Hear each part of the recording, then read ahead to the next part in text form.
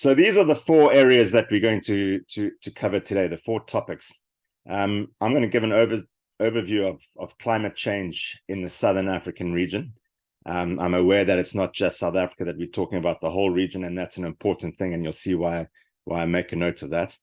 And then evolving fiduciary duties that yourselves as directors have, and the expectations that are made of you increasingly in terms of climate change, and how you as the overseers of companies need to be responding to this. Carbon accounting is obviously one part of the climate change issue. I'm going to spend a little bit of time as to why it's important and how you can use it to actually direct and or modify your business strategy. And then we'll go into some actual real examples of climate risk and opportunity, and how some companies are identifying that, and what they have seen, and what they anticipate. So that is where I'd like to start. I'm going to take this first topic of climate change in the Southern African region. I think key points here, we know this.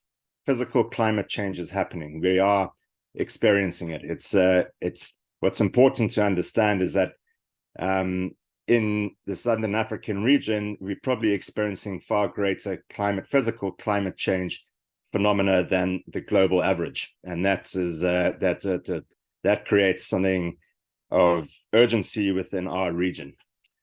Another point that I want to put out here is that in terms of forward projections in climate change, there is a multitude, tens of thousands, if not probably hundreds of thousands, of different models out there. Climate projection models, taking into consideration just about all weather phenomena that have occurred in the past and what are anticipated to happen in the future. It's difficult to address or contend with all of those models. So the one that we use a lot, it's an easy one. It's widely available. It's freely available on the internet. Is the World Bank's Knowledge Data Portal. It's an incredibly powerful tool for future climate projection. And it's a multi-model ensemble, i.e. it's taking and amalgamating all the models out there and providing us with some direction from those various models. So as we go through this section, I would just like to ask you to think about, in terms of your own companies that you're dealing with, what are the physical impacts that your company is either tracking? What are the physical impacts that your company has experienced, physical climate impacts? Are they using climate change scenarios in their strategy going forward? And if so, are those scenarios credible? And that's really what I'm going to be addressing here. I spoke about the fact that the global, in Southern Africa, we are higher or experiencing greater levels of climate change than the global average.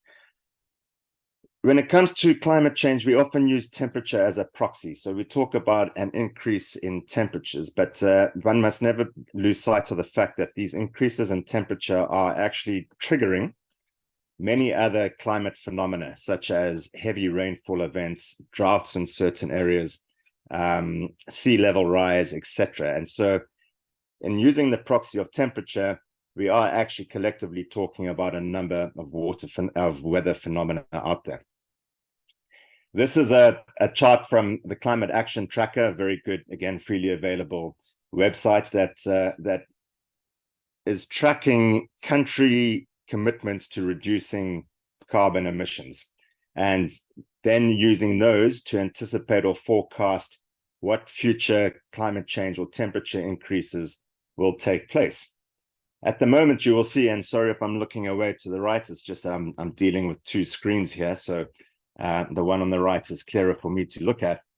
We're currently sitting at about 1.2 degrees Celsius of warming above pre-industrial times being essentially plus minus 1750 towards 1800, at the time that we, as a species, human species, started to capture the energy power of fossil fuels, namely coal, and then later oil and gas.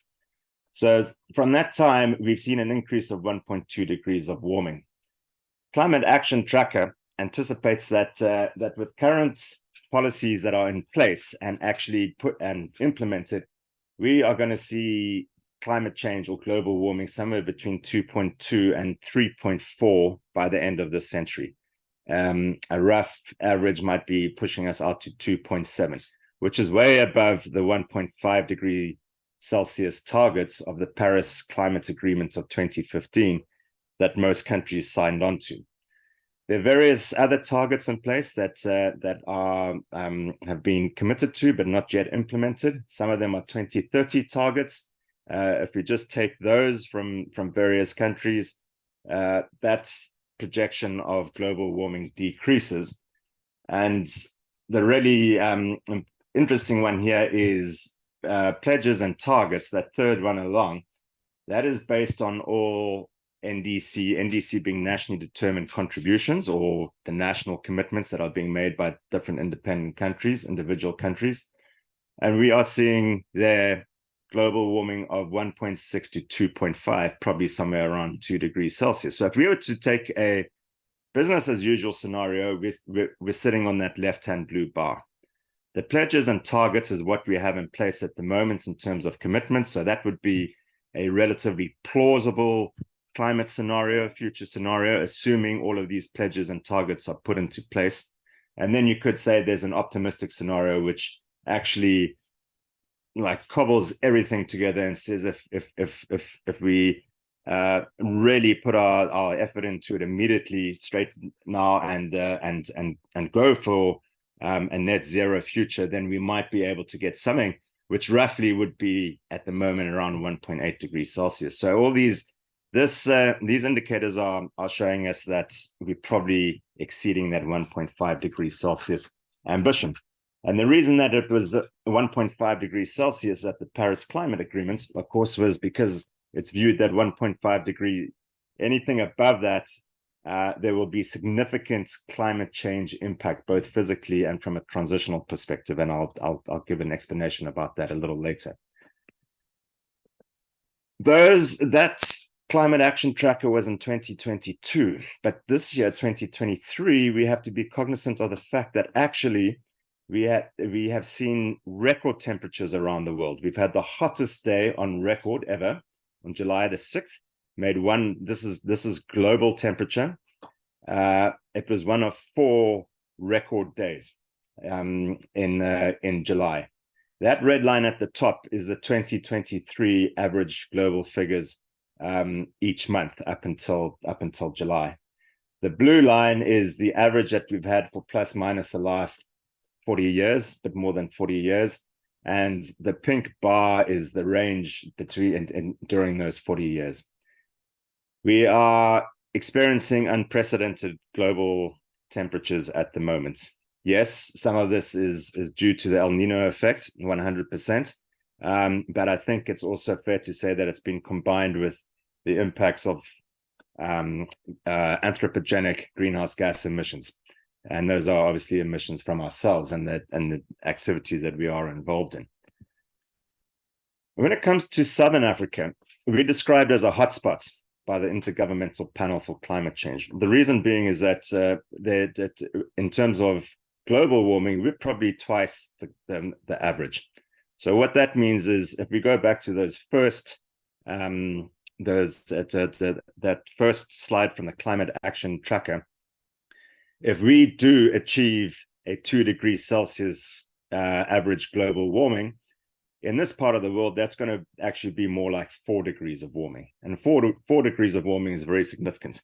I often use the example or the analogy that it's on average across, again, globally, the difference in temperatures between what we're experiencing at the turn of this century, i.e. 2000, and the last ice age was only 5 degrees Celsius. So that's the difference between an ice age and the climate in 2000. If we're talking about 4 degrees Celsius in Southern Africa by the end of this year, by the end of this century, that is within the space of 250 years. That is a very, very steep and rapid temperature increase. We have in this part of the world started to see Category 5 cyclones for the first time in the last 20 years. An example of that is we've had many coming into Mozambique, Eastern KwaZulu-Natal, Zimbabwe, and also Tanzania. Cyclone Idai in March 2019 affected 2.2 million people and caused 2,000 deaths. That's obviously a human tragedy. 100,000 homes were destroyed, but crop and infrastructure losses exceeded $775 million at that time. So that was just one event coming in from a cyclonic activity that had devastating impact on arguably economies that are vulnerable and certainly not resilient to these kinds of shocks. Multi-year droughts and winter rainfall areas have increased by a factor of 3 in Southern African areas over the last 20 years. A good example of that, of course, is the Western Cape drought, 2015 to 2017, that nearly brought Cape Town to become the first major city in the world to run out of water. We've seen increased number of heat waves, and there is an undoubted increase in sea level rise will take place as the polar ice caps begin to melt, etc. So Southern Africa is at a vulnerable place. We can, with these models, go in and look at projections of various climate indicators or weather indicators. So this here is mean surface air temperature, i.e. average temperatures for Zimbabwe under the World Bank model. And we can see tracking the bottom blue line is what is known as a scenario called the shared socioeconomic pathway, 2.6. So don't worry too much about the technicalities of these names. This is the positive optimistic scenario that we might be somewhere in the region of 1.5 to 2 degrees Celsius increase in temperatures. What we've got here is that has been extended out from the increase in temperatures that Zimbabwe has already experienced and pushes it out to the end of the century. So we're looking at something between 21 degrees in around 1950 going up to above 22 degrees. That's not so bad, and that is arguably manageable for the Zimbabwe economy. But if we have a business as usual scenario, which is that red one, SSP 8.5 at the top, you can see that actually there's a dramatic increase in temperatures, and these lines are the median of the models that the World Bank is looking at. You can see that they do sit within a range, and those range are the 90 to 10 percentiles of the models. It's important to say that while those ranges are arguably they are on the extremes, but they could happen, and that's an important thing to take note. So we're presenting the median here, but actually there's a higher and lower range that could happen according to certain models.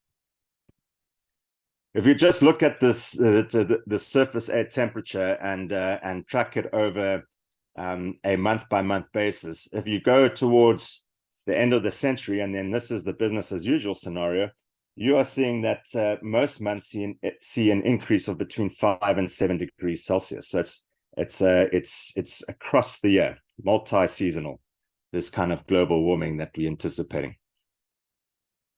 The models allow you to track, as I said, multiple other weather indicators. Here is maximum, or sorry, the number of very hot days, and a very hot day is anything that is defined as 35 degrees Celsius or higher.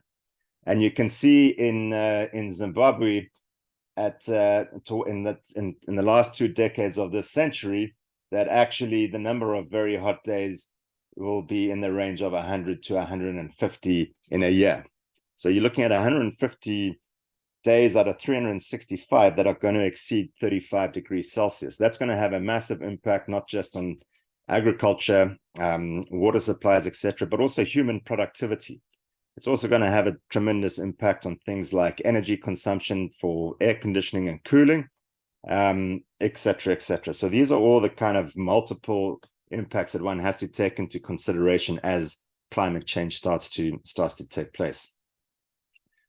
So what's also important is that you can see here how Zimbabwe has been mapped in accordance with its different provinces.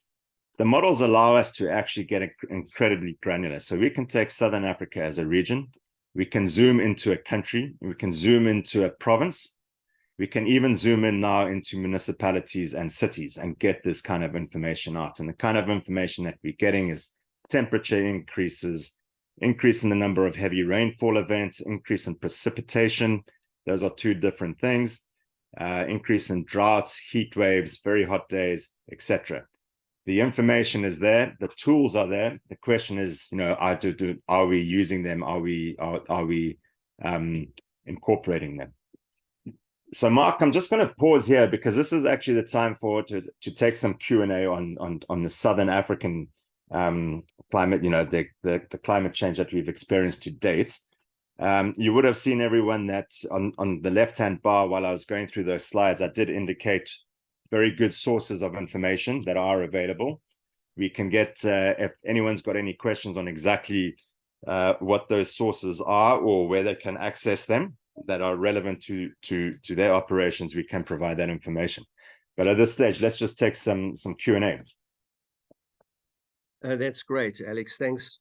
I mean, I've got 100 questions. The first question was, when you talk about pre-industrial average, what year was that?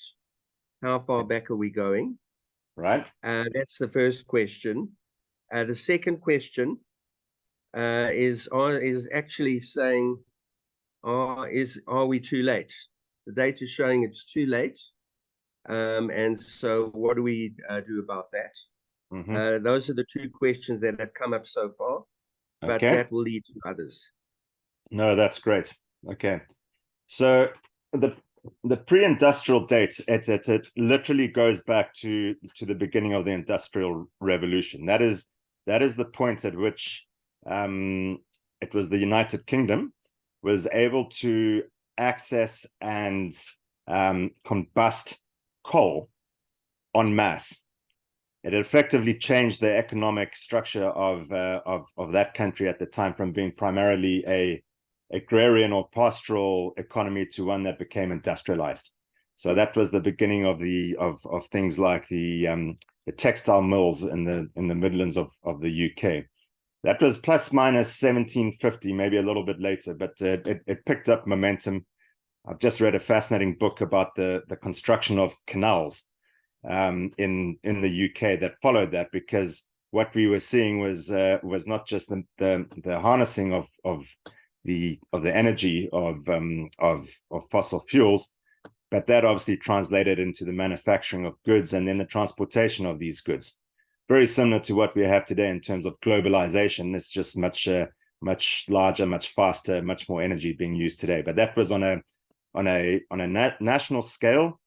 That development then spread obviously into Western Europe and then into North America, predominantly the United States, and to a lesser extent Canada. So we're talking 1750 to 1800, that period. So anything before that is an age where human beings were not actively and purposely capturing fossil fuels, burning fossil fuels, and emitting greenhouse gases into the atmosphere. Are we too late? That's an excellent question. I've got to be honest with you, back in the early 2000s, I was working on the first climate change response strategy for the Western Cape. And we had a number of climatologists on our team, one from the University of Stellenbosch. And he was asked, he was giving similar projections, obviously, with information that was available nearly 20 years ago now. But he was asked at that time what we should do about it. And his response was adapt, which was a bit sobering, to be quite honest with you. But his point was that it's going to have, the climate change is baked, and we already have a certain amount of climate change baked into into the atmosphere in terms of greenhouse gas emissions. Greenhouse gas emissions typically take a long time to actually get out of the atmospheric system. So historic emissions are there and will be there for a while. They act as the blanket in terms of the greenhouse gas effect, as I'm sure you know about. But the point is not so much whether it's too late. It's really how much are we going to be able to control it or to mitigate it. So if we are very proactive in reducing greenhouse gas emissions, we will obviously reduce the amount of CO2 equivalent in the atmosphere, which will reduce or at some point stabilize, increase global temperatures. If we don't, or if we take longer to actually mitigate, then the impacts of climate change from a physical perspective will increase. So we have a very clear balance here between mitigation activity and potential climate change. But the point about it being too late, my answer would be it's already in.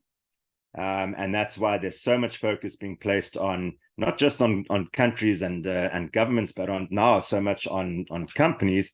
How are they going to adapt their operations? How are they going to adapt their products or their services? How are they going to engage with their suppliers and their customers as a result? Okay. Thank you, Alex. I've got a question. If I could throw this in. When we measure the amount of carbon that's been deposited into the atmosphere since industrialization, and it's X tens of millions of tons or hundreds of millions of tons, approximately 30% of that is attributable to North America, 30% to Asia Pacific, which is India and China, and 30% to Europe. The other 10% approximately is the rest of the world, which is South America, Africa, and parts of Asia. So the big debate is that the challenges we are facing, they had their chance at industrialization and have created, this is the North and South debate. And now it's our turn. We would like to industrialize and grow our economies, but we're being told we can't do it because the damage has been done. Now, that comes back to the crux of this issue between the global North, the global South, simplistically. But let me ask you this. We're continuing to increase our carbon emissions, although there's a lot of consciousness. Would it have any impact if we are able to develop technologies to extract that carbon out of the atmosphere and put it back into a safe place? So there's this measurement of what is the carbon content in the atmosphere, where on average it may have been 100 parts per million 150 years ago, and today on average I guess it may be well over 500 parts per million. And that's the challenge we face in essence. Yeah. Okay. Thanks for that, Mark. I mean, the first thing is about your issue around proportional responsibility for mitigation or reducing greenhouse gases historically. Unfortunately, the way it's kind of seen, and this is the way that the planet sees it, is that there's only one atmosphere. So it doesn't matter where we're actually emitting. So long as we continue to emit, it will go into a global atmosphere. It cannot be compartmentalized. So in many ways, actually, global emissions are incredibly democratic because they just move across the entire world. So that is not to say that there's greater responsibility on those that were able to industrialize using fossil fuels. I think in terms of geopolitical fairness, I would argue, of course, there's a much higher responsibility there. Or if there needs to be payments made, it should be made by those countries and those regions that did industrialize under fossil fuels. I think where the planet needs us to get to as a human society is to actually decarbonize as quickly as possible and to really support those regions of the world in their industrialization process to be able to do so under a low carbon economic transition. And that's the real crux of the matter in my mind. It's not that that we're telling lower industrialized countries that they can't use their fossil fuel reserves, such as ours. It's different figures that are bandied about, but some say that we have between 250 and 350 years of coal reserves still available to us. So should we not be able to use those? Well, we would only use those if we believe that it wasn't detrimental to the planet. So this comes to your question about technology, and perhaps, can we not extract CO2 from the atmosphere? Two answers to that, Mark. One is the Intergovernmental Panel on Climate Change estimates that if we are to reach this 1.5 degrees Celsius ambition of the Paris Climate Agreement, they believe that in the region of 46% of the technologies required in achieving that are yet to come to market. They are either in development or they actually haven't even been invented yet. So we are taking a massive technological leap of faith, I would argue, by depending on technological solutions. But that's not to say that it's not possible. That there are such technologies that you're talking about, the extraction of carbon and then storing it. So that's commonly known as carbon capture and storage. But it's incredibly expensive at the moment. And if we are going to allow countries to continue to use by burning their coal in the expectation that they will capture the carbon and store it, it's going to be massively expensive, and someone has to pay for that. That's a technological solution. Renewable energy itself on its own is a technological solution, and perhaps per kilowatt hour of energy, it might prove ultimately to be a cheaper solution technologically wise than something like carbon capture and storage. We wait to see. Thank you, Alex. One more question, which I know everyone has to confront. And this is the issue of offsets. Yeah. So given what you've now painted, the picture of carbon emissions which continue. Yeah. Sitting in the world of corporate, what we look to do is we look to produce a response to show that we are net zero by the application of offsets which we purchase in the market. And based on what you're saying, the process of offsets is actually just shifting the deck chairs on the Titanic, if I may be so bold as to say that. It's not actually addressing the issue. It's creating areas of less responsibility and more, because as a corporate, we are purchasing someone else's efforts in order to position ourselves in a particular way. So your comment on that, and then I think we can move on to the second part of your talk. Okay. Offsets are contentious. I'm not going to beat about the bush on that. I mean, you would have seen a lot of the media reports recently internationally about fake carbon credits out there, or double counting, etc. Various carbon credit companies being called to book. That's not to say they are not worthwhile. Of course, they're worthwhile. But the thing is that they have to be done credibly and with integrity. I like to, when it comes to a question like you've just posed to me, I like to defer to the Science-Based Target Initiative, which is an initiative of the World Resources Institute, the World Business Council on Sustainable Development, and WWF, and it's also came to be born out of the 2015 Paris Agreement. Basically, the Science-Based Target Initiative has looked at what different industries, industrial sectors across the world need to do in terms of reducing their greenhouse gas emissions in accordance with what the scientific community believes needs to be done for us to reduce emissions sufficiently to keep within the 1.5 degrees Celsius target.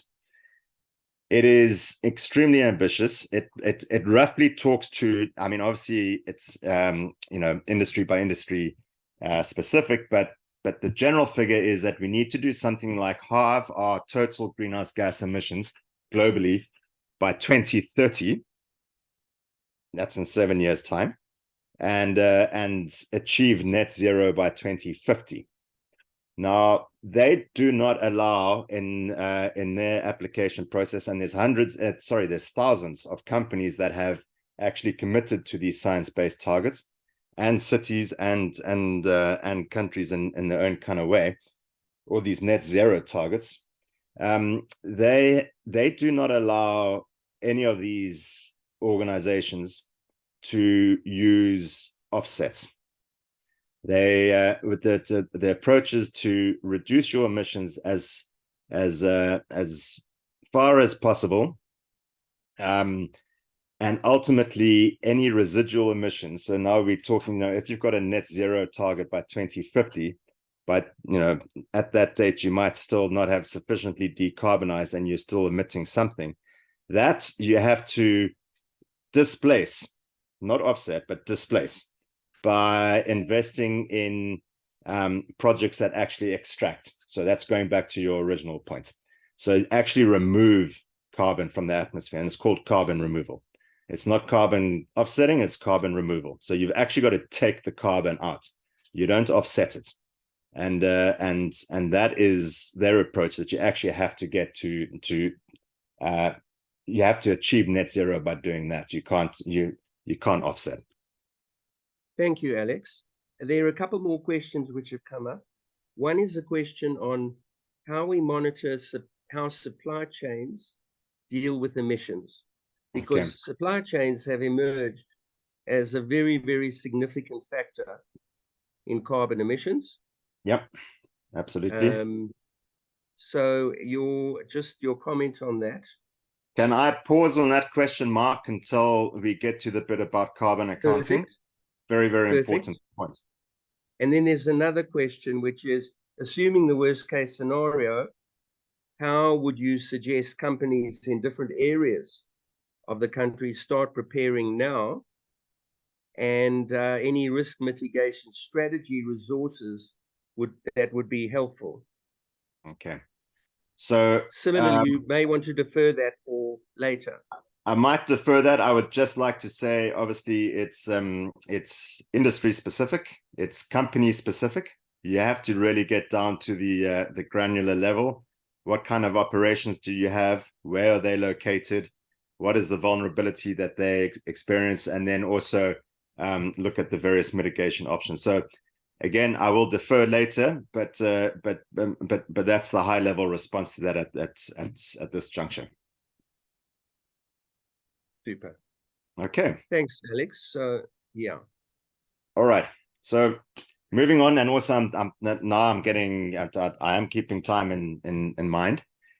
The evolving responsibilities on boards around climate change. This is really such an important part of this equation. If you think of boards obviously holding fiduciary duty, being responsible to all stakeholders, and in that I also include the environment as a stakeholder, but importantly communities, surrounding communities, customers, etc. You have that role of responsibility, and that charges you with challenging your executives around the impact of the company that you are associated with, in terms of positive or negative impact, and importantly also adaptation to climate change and an identification of risks and opportunities that climate change poses. And let's just underscore opportunities there, because there will be opportunities that climate change brings to certain companies, and we'll touch on that a little later. So what I'm going to talk about now is that there's been a very strong push from the investor community, but it's been around for a while. It's just been rather nascent. It's getting much more vocal and that there are various reporting frameworks that are available for companies to be reporting in order to provide the investor community with the kind of information that they're looking for. So much of this is around expertise within board level. We will talk about that. What is the kind of transitional climate impacts that the company might be facing? And here I'm talking about not the physical, which we've been spending the last number of minutes on, but transitional is the transition to a low carbon economy. So if the world is going to be serious about decarbonizing, there is going to be fundamental structural change, most importantly in the energy sector. And how is your company ready for that, and what are the implications thereof? And ultimately, how are you financially quantifying these different climate-related impacts? So the history of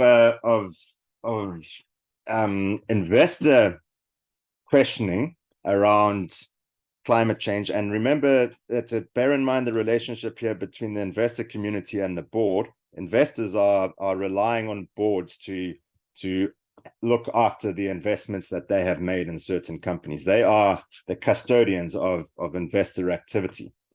And the CDP was probably the first one to come out with a questionnaire to companies, asking them to provide information not just on their carbon emissions or their carbon footprint, but also on their governance of climate change within their organization. The CDP was established in 2000. It came to South Africa in about 2007. It was initially just the top 40 listed companies by market cap. It's now the top 100. It's a voluntary initiative. Not all companies do submit to these questionnaires. The questionnaires have become very more complex and sophisticated in terms of the types of questions that are being asked. And importantly, the link between climate change and financial impact on the business. And it's a name and shame that the CDP does. Whether you like the approach or not, they score companies. So it does open itself up to a certain amount of greenwashing, or perhaps opaque types of reporting, but it provides a score to companies. And if you do not participate, you get named as a non-participant. So that has been around for a while and has been incredibly influential in many ways in terms of just catalyzing corporate thinking about this. But I would argue, and this comes from my experience doing CDP in the past, CDP work, is that it was largely compliance. And it wasn't asking hard enough questions at the time, or perhaps the corporate sector wasn't ready for hard enough questions. But that has now effectively really started to change. The Sustainability Accounting Standards Board came in the early 2010s. This was a very specific piece of reporting framework that spoke specifically to investor relevant information relating to company sustainability activities, including climate change. That then moved into an even more sophisticated reporting framework, which is known as the Task Force on Climate-Related Financial Disclosure. And I'm sure many of you are familiar with this now, because many companies are adopting this. The TCFD came out of the Financial Stability Board, the International Financial Stability Board, who responded to the 2007-2008 financial crisis, which was a housing crisis in the US, started there. The Financial Stability Board was asking themselves, what is the next potential systemic crisis to the international financial community? And climate change came up as one of those. So they tasked the TCFD to put together a framework of recommended questions that companies should be disclosing against, and an approach to provide information that is relevant for investors to be able to incorporate climate change information, carbon emission information, and importantly, financially related information into their decision making. The TCFD was established in 2016. The recommendations were launched in 2017. It's been adopted in many countries. It's mandatory reporting in the UK. The Johannesburg Stock Exchange has adopted it as part and parcel of their climate related guidance or climate reporting guidance for companies. And recently it got taken in by the IFRS, the International Financial Reporting Standards Organization, to form the basis of what is now known as IFRS S2, which is the sustainability, the climate change reporting requirements from the IFRS now, which will be integrated into companies' annual financial disclosures. So the IFRS, just a couple of months ago, released two frameworks or two sets of guidelines. One S2, which is general sustainability issues, and then, sorry, that was S1. My apologies. And S2 is the climate change specific reporting framework. And they have taken the groundwork of the TCFD and slightly pushed it in certain areas, but the absolute framework of TCFD is integral and adopted by the IFRS. So companies that have been reporting to TCFD can either continue to do so, or they can just transfer that in as part of their IFRS S2 reporting. Behind all of this sits a plethora other initiatives that are in the sustainability and climate change space, whether it's the principles for responsible investment or the science-based targets, which I spoke to in answer to Mark's question, climate action 100, etc. There are many, but for yourselves as board members, arguably perhaps it's the CDP and TCFD, or now IFRS S2, that you're wanting to be considering and taking into play. The reason being, if we take CDP, they have very specific questions around board oversight for climate change in companies. So the first question is there board level oversight up front? And for me, I find this interesting because obviously, after the publishing of the initial King Codes on corporate governance, and then the move towards having standalone sustainability and ethics committees, etc. In the South African space, a lot of those committees were focused around social issues of transformation, etc. Quite rightly so. But it's now climate change is being pushed into that space, and who within the boards of companies are responsible for climate change? Is it the SEC? Is it the Risk and Audit Committee? Is it the Governance Committee? Even it probably has its tentacles into the Remuneration Committee as well, if you're going to incentivize certain types of climate action within your organization. So CDP really wants to know this information, and then it actually asks for the positions, the individuals on the board who are responsible for such oversight. So they're getting very specific now around what competence does a board have on climate change. They ask for any other details, but if there is no board level oversight, the CDP asks why not, and what are the plans to change this in the future. So it's not just why not and end of question, but they're making an assumption that companies are having to put in to address climate change, because climate change is now being seen as such a fundamentally important question and issue. And the final question is there at least one board member that has competence on climate related issues? Now, competence on climate related issues could mean a lot of things, but it's up to the organization, the company, to explain what that competence is and why it's relevant to the business that we're talking about. So that is CDP. TCFD is a little bit looser in this. They ask for a general description on a board's oversight, but they specifically talk here about climate-related risks and opportunities. So this focus on the risks and opportunities will ultimately go in and talk to the financial impacts that such risks and opportunities might have. World Economic Forum is coming out with it has released its climate governance initiative, which is part and parcel of what we're doing here today with Chapter 0. So what we are seeing is a real trend towards board understanding, board accountability, board competence on climate related issues, and there is a reason for it, and that is predominantly because people want to know, stakeholders want to know, investors want to know that the company's oversight, the fiduciary duty holders of the company actually have a sufficient awareness of the risks and opportunities of climate change. Going into TCFD, and now we can these are exactly the same components of the IFRS S2. There is strong focus on governance issues.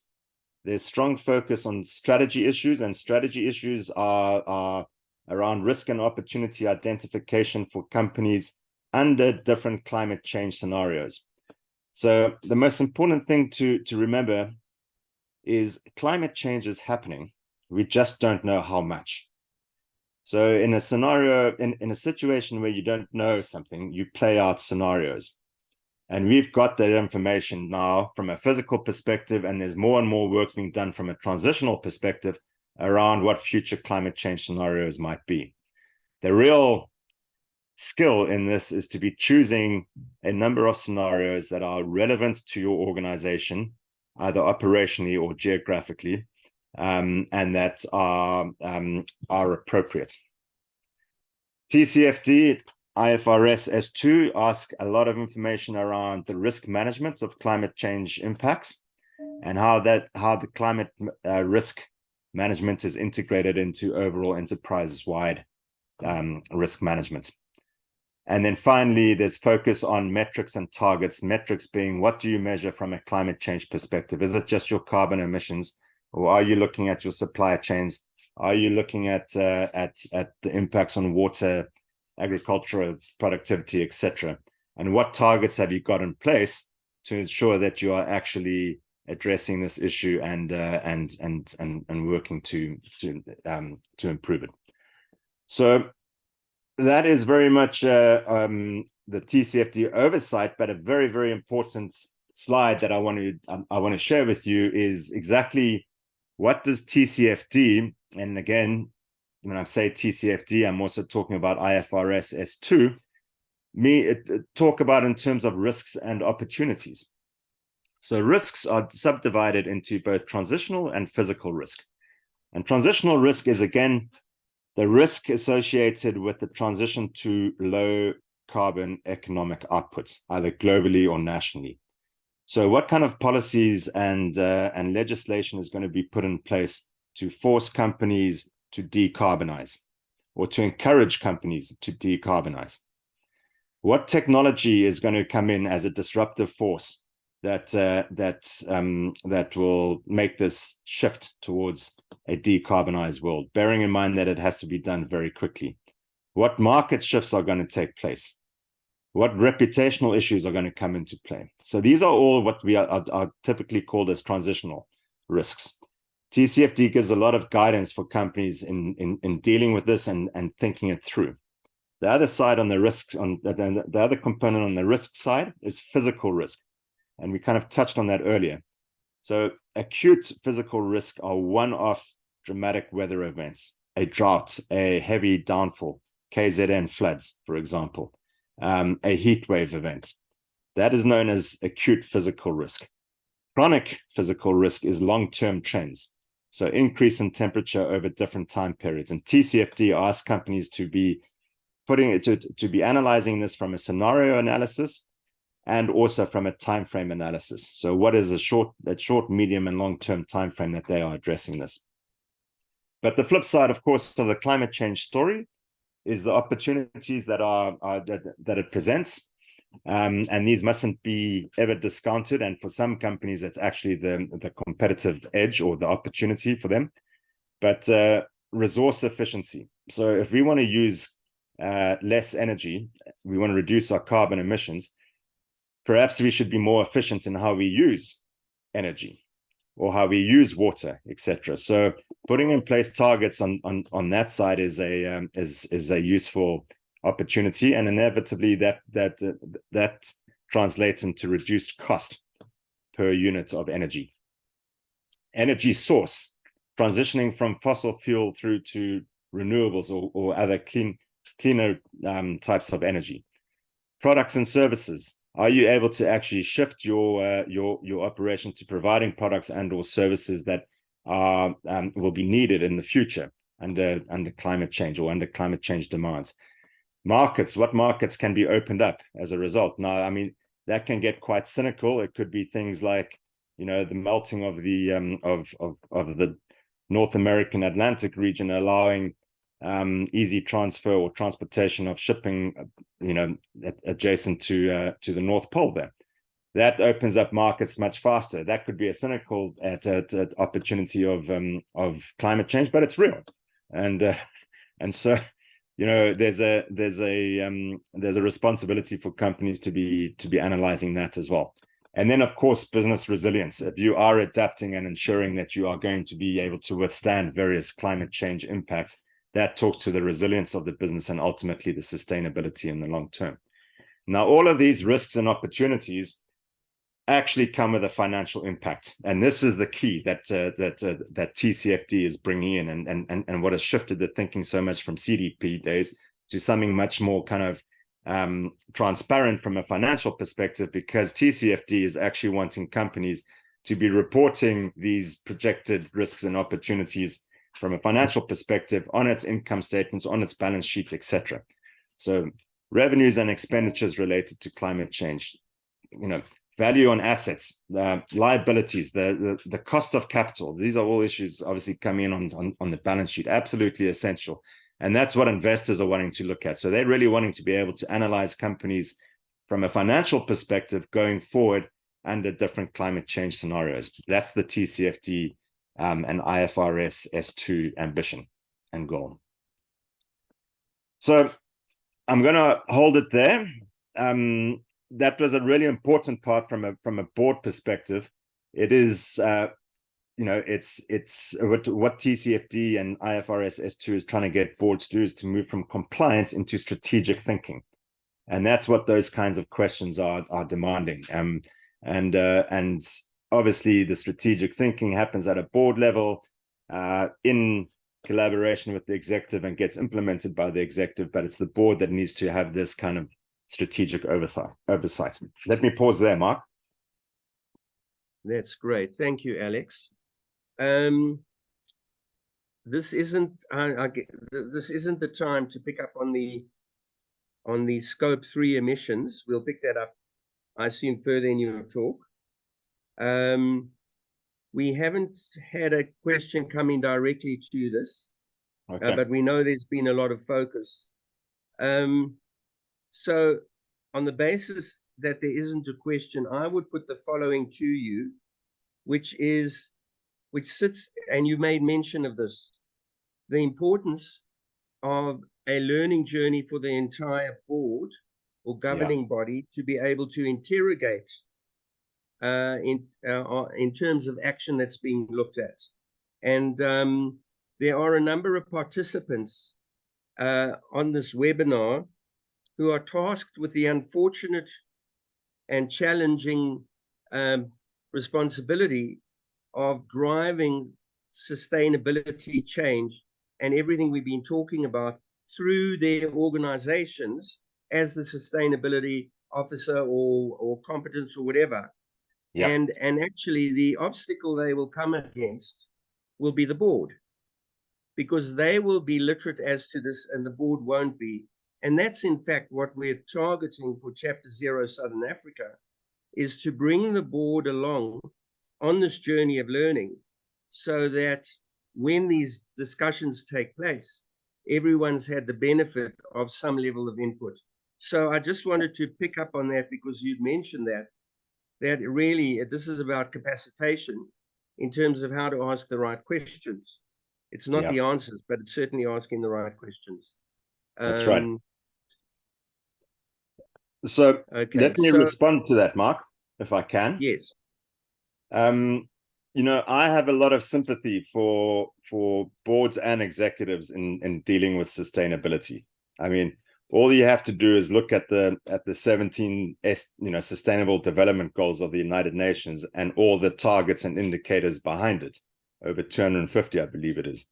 To be able to competently manage all of those, or to competently understand all of those and how they might impact your business, is an incredible task, to say the least. Now we've got a very specific focus on climate change. This focus on climate change, because it is a global issue, is I think in our regional perspective actually quite a challenge, because we have in the past been looking at other sustainability issues that have been arguably more important for companies to be dealing with.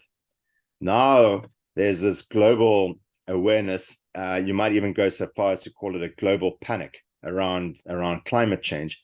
And suddenly people who have been tasked with being experts in sustainability, but other areas of sustainability, have to come to terms with this stuff.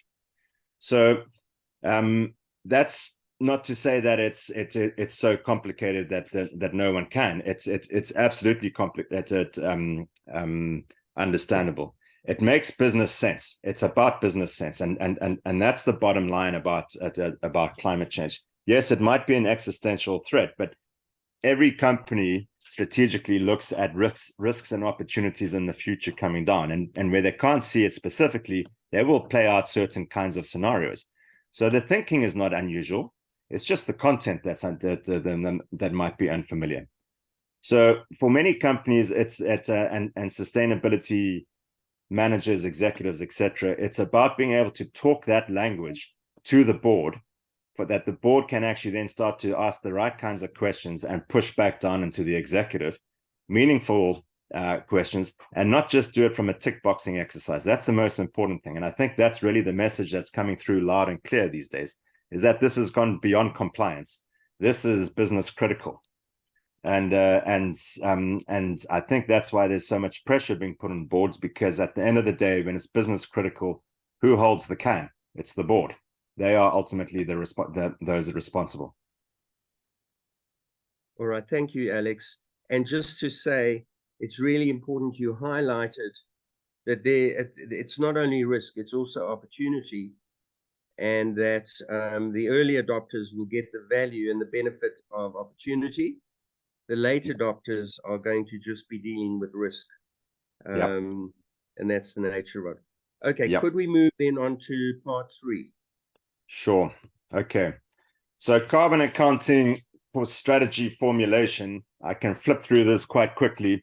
I'm sure a lot of you know the information here anyway, or it is an issue that can be outsourced, but it's basically, at the end of the day, what are you doing? Why are you calculating your carbon emissions?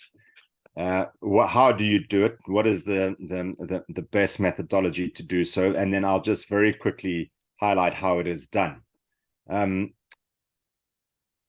The benefits of understanding your carbon footprint. There's a compliance issue, as I've spoken to, whether it's CDP, TCFD, JSE, IFRS, S2, etc. But more importantly is to understand, own, which means acknowledge the impacts that your operation is having in terms of contributing towards greenhouse gas emissions.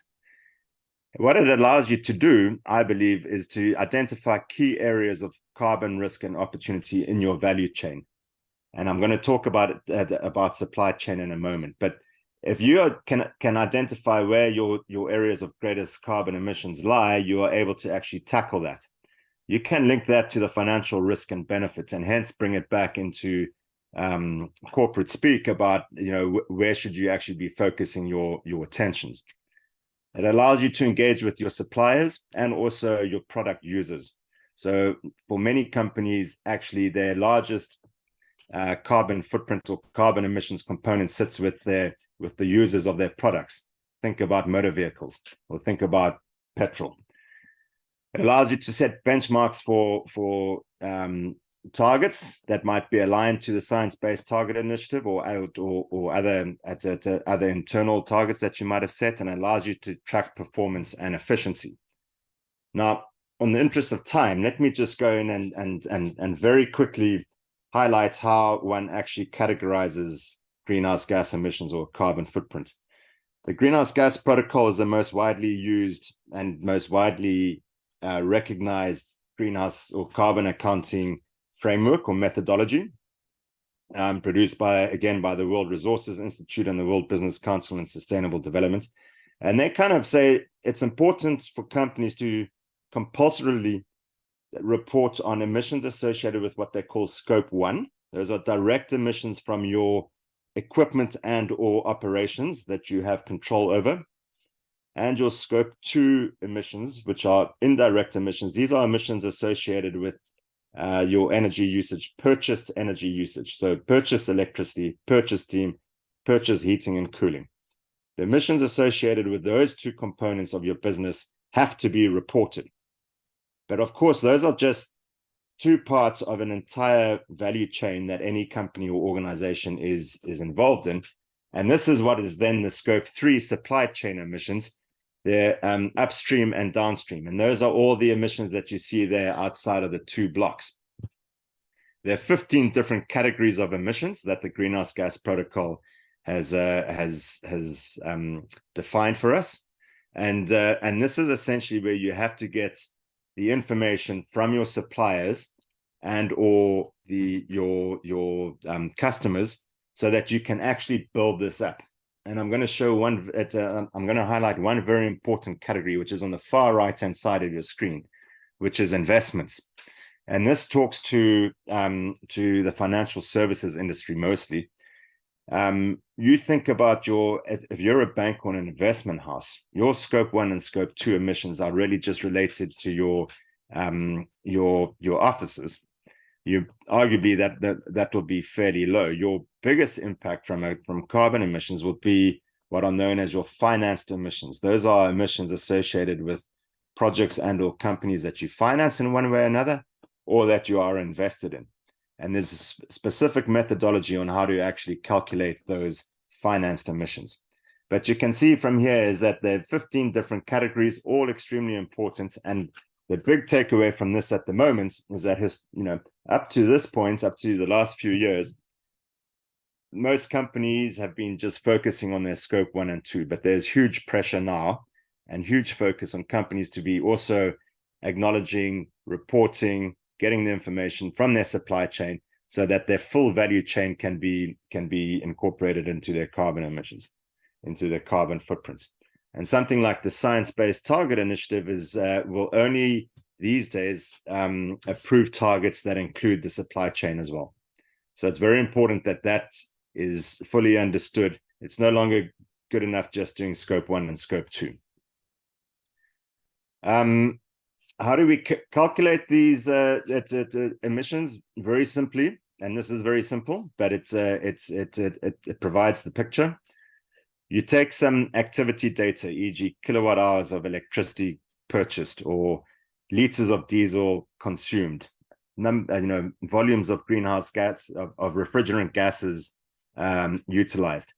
And you multiply that by an emission factor, which effectively converts that activity data into different greenhouse gas emissions. So there are 7 different dominant greenhouse gases that we calculate. And ultimately, it converts it into an equivalent figure, which is known as carbon dioxide equivalent. And that is the figure that most companies report when they report on their carbon footprint. So carbon dioxide equivalent, it standardizes all greenhouse gases back to carbon dioxide, which is the most common and important greenhouse gas. So it commonizes all of these greenhouse gases to that. And sometimes we actually incorporate things called global warming potential, which is where certain greenhouse gases are actually, again, compared to that of CO2.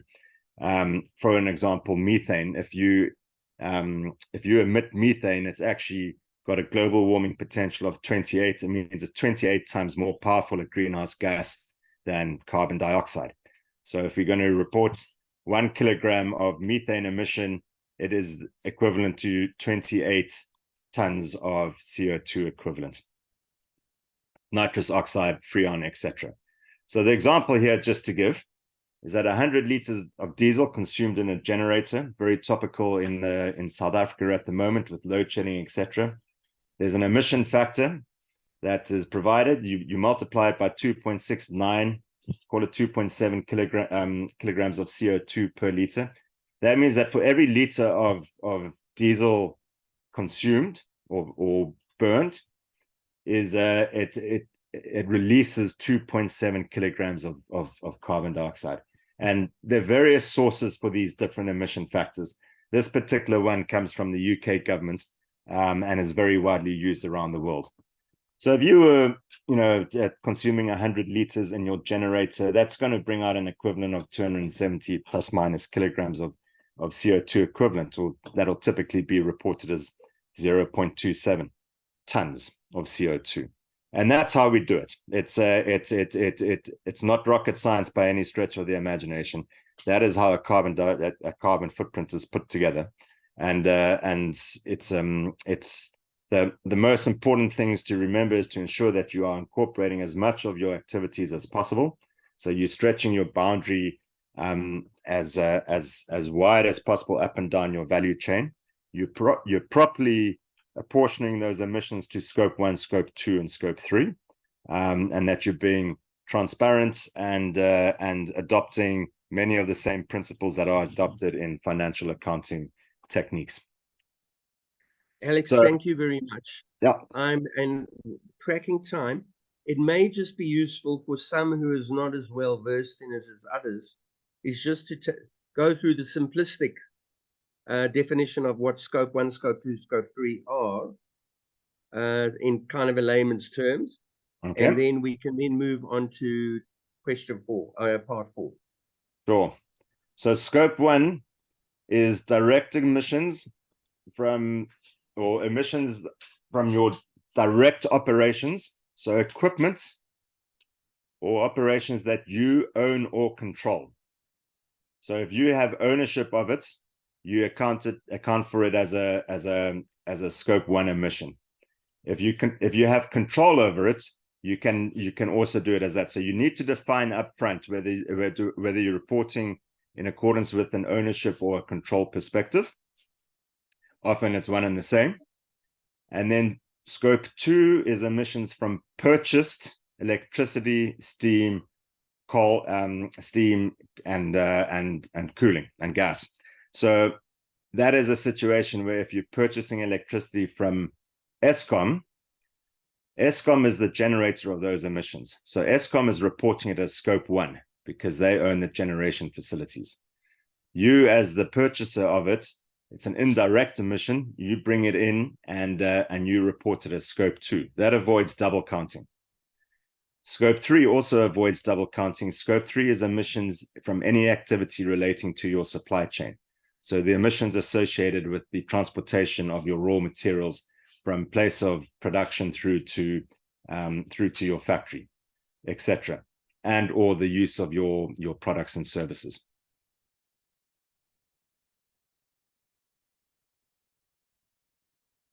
Thanks, Alex. That's super. Are you comfy to move on to part 4?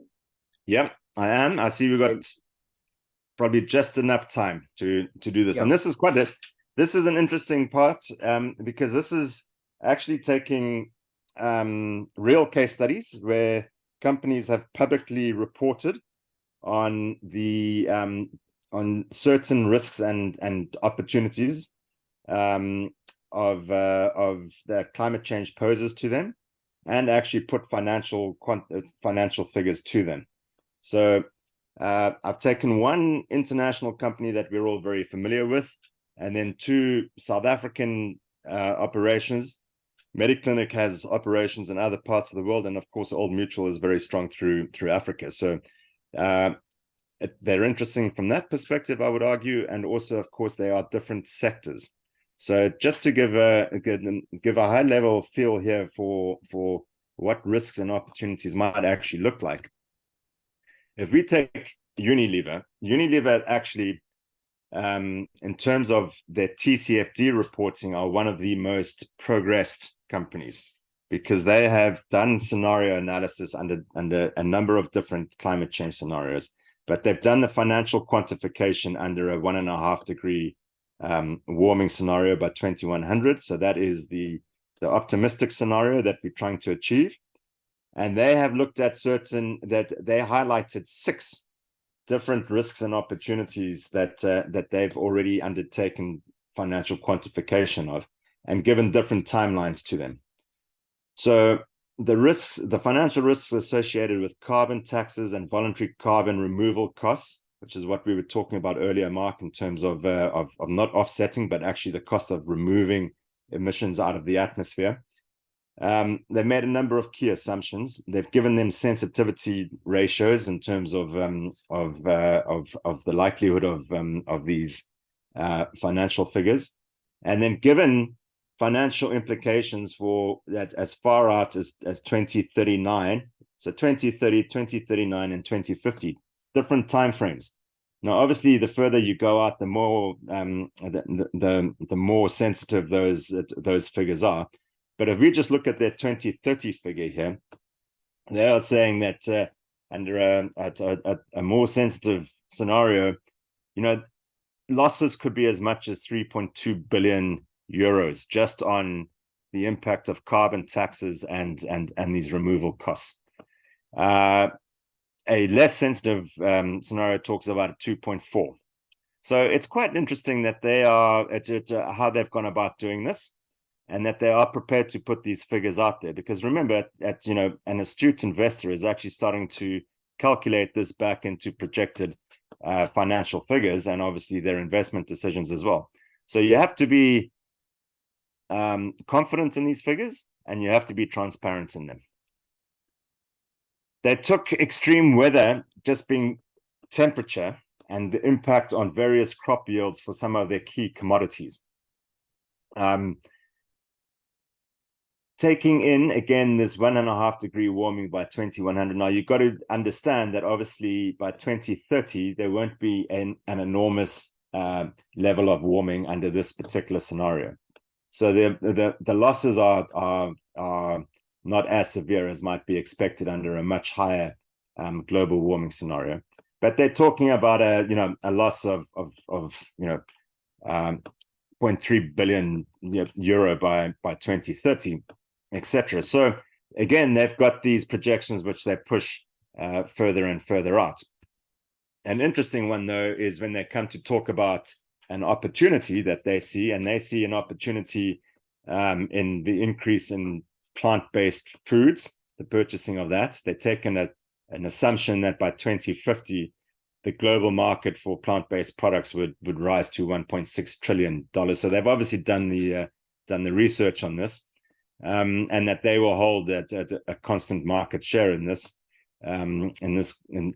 mix of commodities, and they see this in the short term being a relatively minor kind of opportunity from a financial perspective, but by 2050 it actually becomes significant. And so the opportunity that climate change is posing to them or providing them is to actually capture the plant-based market as best as they possibly can. That's interesting from an investor perspective. That's interesting from a grower's perspective. That's interesting from a customer's perspective, etc. So you start to understand that. Now, in the South African space, I'm unaware of at this stage, but I do stand to correction on companies taking TCFD through to publishing financial figures to them. I'm working with a couple of companies where we're actually doing the financial exercise now. If we're lucky, we might publish some of those next year. So TCFD is a journey. Climate change is a journey. And probably this is a very good point to make, Mark, is that climate change, we are all learning as we're going along at the moment. But there's a demand, and there's an economic demand to start to be understanding what these climate change impacts might look like, and hence the need for financial figures. If we look at Mediclinic, they've reported in their CDP, not in their TCFD. They haven't done a financial quantification in their TCFD, which means that these are not based on climate change scenarios. These are just based on current climate realities. But they believe that it increases in temperatures, the impact will be an increase in energy, particularly for cooling. And in the medium term, which they define as 10 years plus, the cost of this risk could be as much as 3.5 million pounds. They report in pounds, being listed on the London Stock Exchange.